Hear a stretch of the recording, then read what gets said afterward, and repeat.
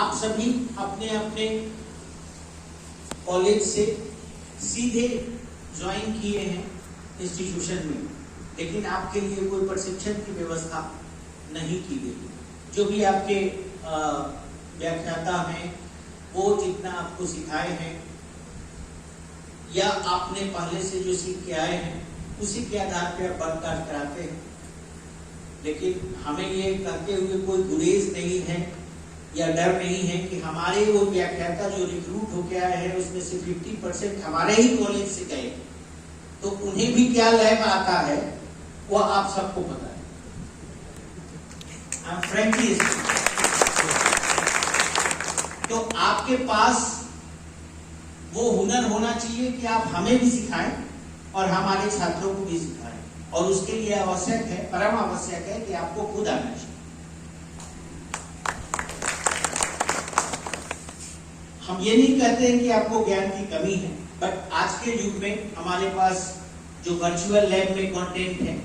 जो virtual lab में हमारे सिस्टम बने हैं,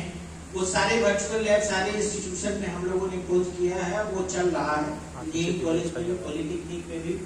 और वर्चुअल लैब का अच्छा रिपोर्ट भी आता है। लेकिन उस वर्चुअल लैब के आधार पे जो प्रैक्टिकली, जैसे हमें क्यूब टेस्ट करना है, तो क्यूब टेस्ट में जो रिजल्ट आएगा उसको कैसे इंटरप्रेट करना है, क्यूब कैसे बनेगा,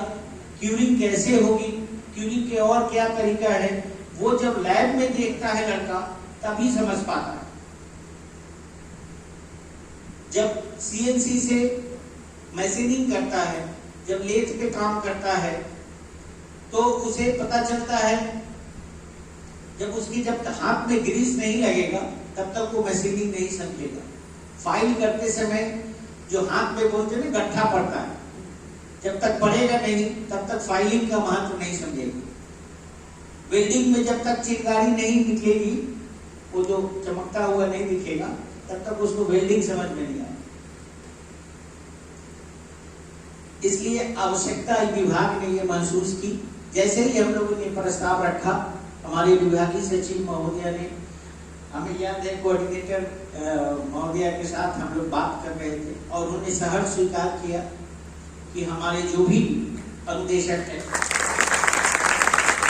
और जो भी प्रयोगशाला सहायक हैं उनका प्रशिक्षण आवश्यक है,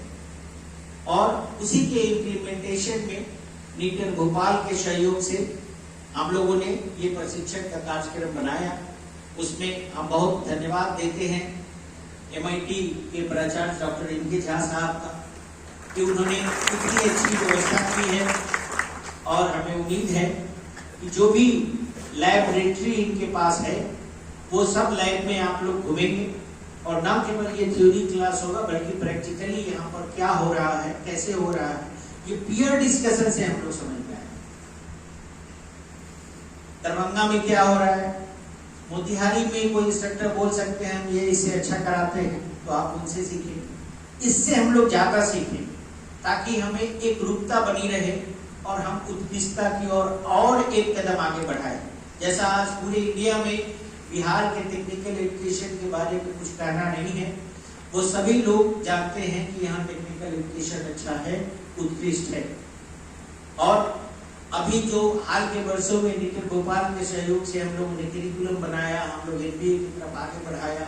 तो एक प्लेटफॉर्म हम लोगों को मिला टेक्निकल एजुकेशन, जिसमें बिहार का नाम काफी आगे हो गया।